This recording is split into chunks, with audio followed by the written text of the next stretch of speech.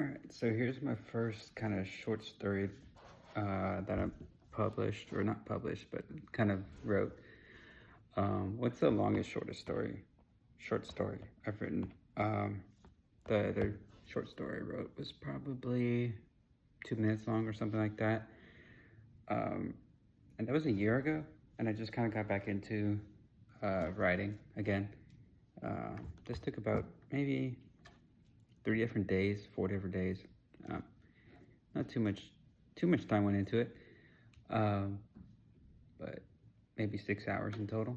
So kind of light project to get going, and then I'm also working on kind of a continuation of this story, and then autobiography as well, which I may not publish ever. I don't know, just kind of working through stuff of that.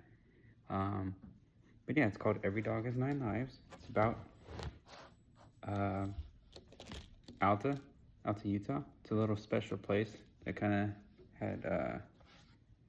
Even if I don't go back in this following winter, I went there last winter, and worked at a restaurant there, or hotel, called Gold Miners Daughters Lodge. Really cool place, great place to ski. Really fun place. Had some good times there. Yeah. All right, so it's called Every Dog Has Nine Lives. It was race day on Peppermint Mountain, Alta, December 1st. The third annual Dunkin' Donuts 67 was starting, with the special built ski bobsleds revving their engines. These weren't just any old bobsleds. They had a steering wheel, an engine, a rocket propulsion that had enough fuel for 10 seconds, and custom-built skis on the bottom. These allowed you to get on the edge for the first time ever on a bobsled. The new weight distribution system allowed you to touch the side of the bobsled to the ground, just like a ski racer's hip. When you press the side of the bobsled with your elbow while holding on to the steering wheel to turn. It was the best invention since the cuckoo clock. The course was laid down high up in the Wasatch. The run was from the top of Baldy to the bottom of Little Cottonwood Canyon. Dunkin' Donuts agreed to sponsor the race on any given day, and it finally lined up to be today, given that there was a 3-foot storm forecasted the whole week, and it showed up right on time the night before. It also had snowed in November quite nicely, so the sharks were well hidden. If you don't know what sharks are, they're little rocks. Well, not little rocks. They could be big rocks, little rocks. Anyways, they're in the snow. You don't see them, so like sharks in the water, they kind of mess up. They could mess up your ski really bad, depending on how big it is, how fast you go over them. Yeah, all this thing can mess with your edges, depending on where the sharks are. But yeah, the start of the race would be through untouched powder of Main Chute down to Ballroom. Main Chute's this. Oh, it's beautiful. All right, so it's about a 20, 25 minute boot pack, depending on how fast you go, from Alta from the top of one of their lifts. Boot packing, if you don't know it, it's you put your boots on, you carry your skis either in a backpack or over your shoulder, you walk up 20, 25 minutes. You can also go from Snowbird, which is the resort right next to it, and then it's about 10-15 minute walk, depending on how fast you go from there. It's a lot easier from Snowbird, but from Alta, of course, it's anyways, the Main Chutes, it's like a couloir, but it's pretty wide. The only thing is the entrance is kind of sketchy, depending on the conditions. I've only skied it twice. It was my first time at Alta last year. But yeah, it's really fun. Anyways, and Ballroom is the portion, right? I'll name some of the runs, like Ballroom and Aggies. Those are just the main runs, kind of going down to Nina's, down to the base of Alta. So it just kind of goes from the top of the couloir down to the base. It's kind of the whole story for the beginning. All right. The start of the race would be through untouched powder of Main Chute down to Ballroom, through the majestically ungroomed Aggies, with the option to take the jump to the right, except they also adjusted it so that you would stay on course and not die in the trees. There were judges there to see who got the farthest jump, and since there were only 6 racers, it was easy to see who got the farthest. You would get a separate prize for winning this side quest. It then continued down to Mambo, to the bottom of Nina's, to finish part 1 of the race. Then we were to be pulled up to the start of part 2. On top of the A-Lodge Hill, we would start our descent down the canyon on our second set of snowmobile race skis. The ones for part 1 were the powder skis. The road wasn't plowed all season leading up to the race, just groomed like a race course, and they were even able to get water on the snow over the road, so it was icy and quick. I started the day by grabbing some Dunkin' Donuts and having a nice cup of coffee. I had to get up extra early in order to get to the start line. We were to take our bobsleds up the mountain and meet at the top of Baldy, 30 minutes before sunrise, where we would be met with more Dunkin' Donuts and coffee. Dunkin' Donuts and coffee was kind of, or not necessarily Dunkin' Donuts, but coffee and donuts was kind of thing we had at Gold Miners this year. In the morning, it only happened like 3-4 times, maybe 3. But yeah, just bringing donuts, having donuts, and having some coffee. Wonderful start to the day. The race was set, and it looked to be a beautiful bluebird day. The sun was coming on the horizon with the most beautiful shades of color known to man: purple, orange, and later gold. The views of the snowmobiles weren't bad either. Perched on the top of the Baldy, on top of Baldy, all with different custom designs by Ben Shetler, it was magical to see. If you don't know who Ben Shetler is, look him up. He's got great ski designs. Really cool guy. As I was admiring the custom designs of all the ski snowmobiles, I took a moment to appreciate the great wonders of the world. It was cold, yet with this hot cup of coffee and donuts, every day seemed to be just right. Small moments in life that make it a perfect day. So there it was, me, JD, Seamus, Tyler, Little Ryan, and Miles. Some of the people I knew at Alta. On top of Baldy, ready to ski down Maine in snowmobiles. Fascinating. It was the first time I got to see all the snowmobiles at once. Everyone was there to select theirs, as the ones we took up were the standard ones auctioned at charity, along with the race ones, and only the prototypes. There was a Smoky Mountain Gray, an orange one to show Alta, some of Knoxville and the Smokies. The mountains were done in a surreal way, painted on the side, with a Bowie knife and rifle crossing the tops of them, and a big bear representing the Memphis Grizzlies on the hood, with a big UT on top of the car, and a number 16 Rocky Top, representing Peyton Manning. Miles picked this one. Another was a James Bond car, 007 Lucky Duck, an Aston Martin green, simple but beautiful, and shone perfectly in the sunrise, picked by Little Ryan.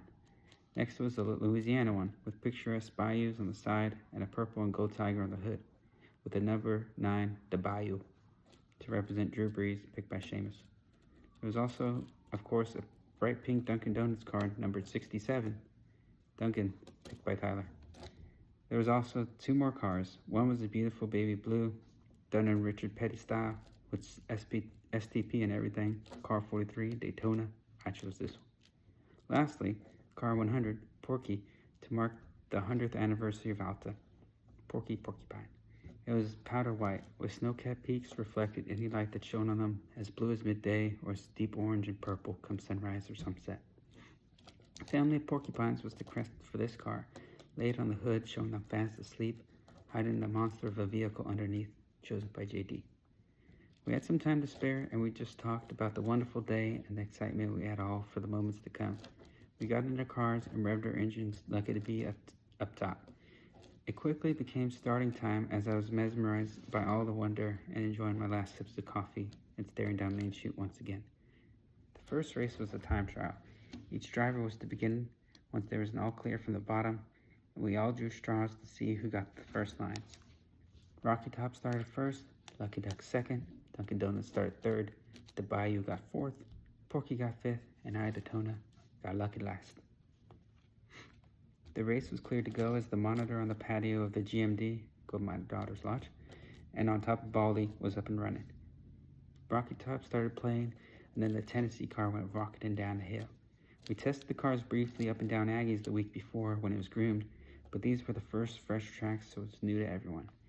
Rocky Top came screaming down Main Chute with only making 3 turns, drifting, in order to make it fast and loose down the run, and you could hear the rockets burn for a second or two on the exit for the turn towards Aggies. It was a solid takeoff and landing at the jump, so my nerves were settled a little. Everyone was waiting anxiously at the top, and seeing Rocky Top drift past the finish line to slow down made the moments waiting for an official time seem like forever. 36.35 was the time to beat. I wondered if I should take the jump or not. It was nerve-wracking to imagine, but it seemed wrong for me not to, especially in Alta. So my plan was to hit the rockets the second before and aim for the best jump. Whether that was against the best interest in time, considering the landing would be very unstable. Luckily, I could gather my thoughts and just wait for my moment. Skyfall played next as Lucky Duck drove into powder in the 007. You could hear it red line as it was speeding away from the chute, and it likely cost a solid time. Another stylish drift at the end made the crowd go wild, 39.21, but the jump was a little farther. The Duncan's car went out blazing the highway to hell and hit the rockets for a few seconds down the chute and tried to hang on for dear life. Unfortunately, at the exit of the chute, you saw them do a double barrel roll. We were all stunned, but luckily, they were able to keep going after a couple seconds to regroup. We all cheered Duncan on as it zipped back to normal speed, and you could hear the loudest cheer of all as he made it down safely. 41.6. Not the greatest, but the jump was done even farther. The Bayou with the Saints Are Coming by U2 and Green Day gave a shout out to the day the Saints made it back to the Superdome after Katrina. It brought a little bit of tears to my eyes. They were my favorite team. Drew Brees and the Saints, living in Texas. Growing up in Texas, wasn't much for a Cowboys and Houston Texans fan, so the Saints kind of stayed over. LSU and the Saints are always my thing. Those robberies in the Super Bowl kind of got me a little. I didn't watch the NFL for a bit after that, after each of them. And then kind of came back, and then it was like, oh, well, gonna happen to them every time, I guess. Anyways, it brought a little bit of tears to my eyes and a shiver down my spine, and I was cheering for them to set down a competitive time. His lap was really clean and to the point, with him using the rockets down Aggies and making a nice jump over the lip. The send at the bottom left him drifting all the way third down to the rope toe, with some burnouts in front of the patio for a good show. 35.2. Not bad at all for the Bayou. Next up was Little Porky. This would be a tough show to follow. Not only did the Bayou set the best time, but also put on a show. Truckin' by Grateful Dead started with a roar. Grateful Dead, I don't know, it kind of represents Alta to me, because, I don't know, everyone seems to love Grateful Dead, and a couple of the bands, Grateful cover bands, played at the Peruvian, a bar next door. Every Sunday night they'd have a band play there, and yeah, some of them were Grateful Dead cover bands, or played Grateful Dead cover songs, or songs, yeah, whatever. Anyways, started with a roar. Truckin' by Grateful Dead started with a roar, and everyone was cheering. You could hear the patio from the top of Baldy and probably down the canyon too. The little porcupines shone with the early morning flare that is only found on mountains. Some of the best sunrises and sunsets I've ever seen was this past winter. I don't know how it works, but it always just seemed to be the best up there. Maybe it was the time there, maybe it was just like the colors that reflect on the white snow. It just was always the best. You could feel the porcupines cheering the car on as it made each and every turn with precision and flair. The little coils were gleaming as if God set the car on fire and made it shine like 1,000 suns. Over the jump, Porky went and down to Aggies. Right at the bottom before the finish line, everyone was greeted with a majestic switch turn that led the snowmobile to nearly tip, but it was maneuvered with the grace of a ballet dancer and the strength of a bear that carried a 45-degree angle donut for a whole minute, 37.38, and currently starting third for the race. To follow that performance was an honor. The nerves were nearly gone, and it turned into adrenaline. But not to get ahead of myself, I waited for the song Delta Dawn to play, which has turned into my favorite song in the years of staying in Alta. I've only stayed in one year, but the story, stayed in multiple. Delta Dawn kind of started like I don't know, it kind of gets me emotional every time I talk about it because it just makes me so happy. Anyways, beautiful song by Tanya Tucker. Just kind of became the song that we sang, kind of get the mood going, especially one time before the Surfers Olympics. We sang it along the way and during the Surfers Olympics. That's pretty cool. Anyways, with it bring me back to center whenever I hear it, no matter what has passed that day. Once it played, my foot hit the gas and I was off. Down Main Street I went, faster than the speed I was anticipating due to the steepness, but I kept a level head and zoomed down it, attempting to put on the rockets. Yet, I held off and made it down clean, with Aggies only seconds away. It was here I decided to go bold, and hit the boost as soon as the jump came into view. Go for glory or go home is what I thought, and glory never felt so good. The jump off the ramp was so clean, but I didn't expect the impact. I was thrown off course for a second and managed to ride up the side of the hill on the left near the angle station, with me nearly jumping over that as well.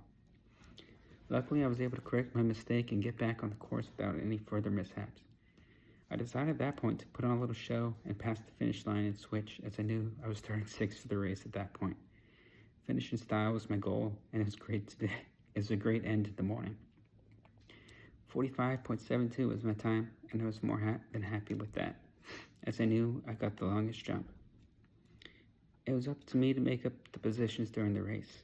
Everyone had a decent amount of boost left, with me having the most and the Bayou having the least. The race was to be 30 minutes after qualifying, so by the time the race was done, the day could get started real Alta style, with music from A-Paul on the patio, and bombs were going to be down by the hundreds once 11 a.m. hit. A-Paul's a DJ. He's from Alta. I think he's from Alta. At least he skis mostly in Alta, and he's DJing a couple times, either at the Peruvian or on the patio, and lively music. And then all the bombs it's beer. You finish most of the beer, you put a little shot in the bottom, take a shot with the beer and the espresso. It's not the best tasting, kind of gets you going though. So we all switched, and once 11 a.m. hit, that's when you can start having alcohol in Utah. So anyway, so we switched all our skis on snowmobiles and drove them up the A-Lodge hill to get ready. We were lining up the starting grid with the Bayou driven by Seamus first, Miles and Rocky Top second, Little Old Porky's and JD on third, Lucky Duck and Ryan on fourth, Duncan and Tyler at fifth, and me and Daytona, and hopefully Lucky last. The scene was set and the race was to begin shortly. It was a long 9 miles, but with these machines, it would take around 10 minutes to get to the bottom, at most. There weren't too many sharp turns, and it really was about hanging on as fast as you could without either tipping or heading into the canyon. In either scenario, it would be scary to think about the outcome, but that made it more fun. After we were talking for a bit and saying how nice the sauna will feel after getting back to Alta to refresh our bodies, as most of us started to feel sore, we turned to the monitor they set up by the start line and take everything in. As the national anthem was about to be sung by Lainey Wilson, we bowed our heads as she started on the patio. Towards the end of the performance, you could hear something far off when she was singing, "O'er the land of the free and the home of the brave." We saw the beautiful red, white, and blue smoke streams being carried across the sky by thunderbirds. The cheers were so loud you could probably hear in Salt Lake City. It was the coolest thing I've ever seen. Tears were running down my face and chills were running down my spine all the way until the race started. Then Thunderstruck started playing, and I was never more hyped to do anything in my life.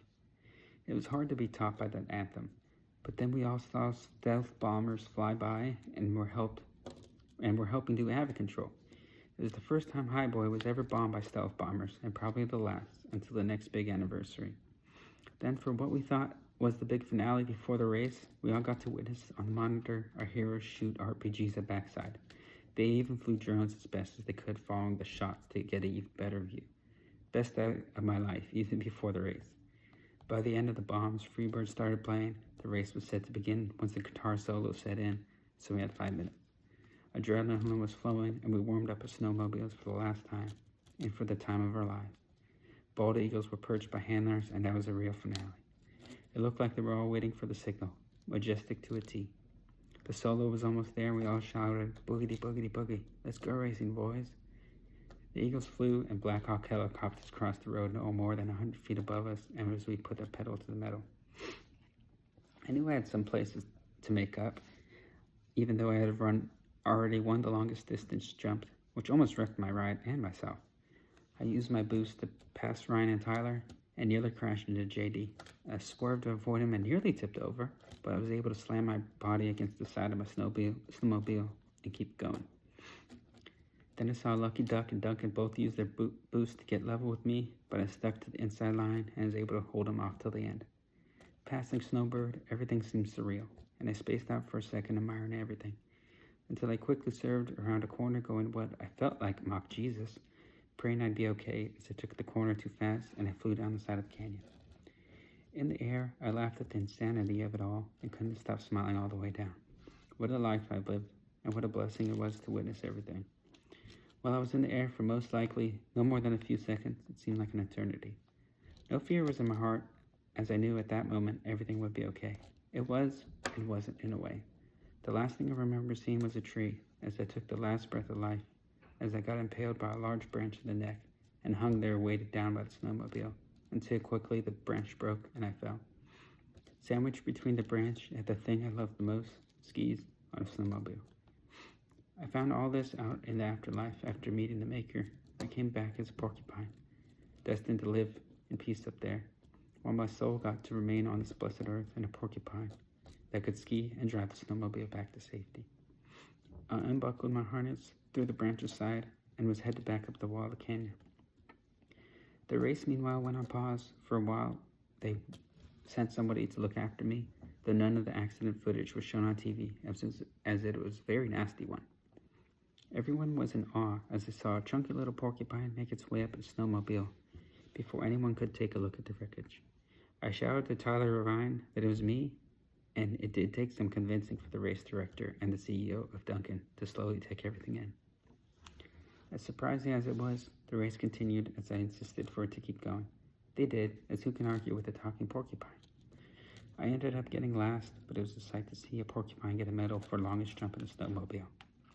The party for the day continued, and I weebled and wobbled my way up to Baldy for my new home and ended the day viewing the best sunset I've ever seen. Rumors to this day say that all the porcupine found at Alta were once skiers who died doing what they loved and were able to spend their eternity on the best mountain on earth. I guess all dogs do have 9 lives. So yeah, that's a short story that I wrote. Yeah, it's it kind of leads into my autobiography that I'm writing currently. It's called 9 Lives of a Dog. Kind of detailing my life into 9 separate parts, where this is kind of like my 9th life, kind of just figuring everything out finally and getting, a lot clearer mentally and stuff like that. So it kind of meant a lot more than just, reincarnation. It's kind of like, getting second chance over and over, and then finally kind of realizing, there's some things you kind of got to fix in order to make everything kind of flow a lot better. And then I also I finished part of the story with the porcupine, and is following like life as a porcupine, separate story. I have one ending that it can kind of stop short of where his end goal was and live his life. I guess don't want to give too much away, but I guess you can kind of read it or listen to it and see how it goes. But yeah.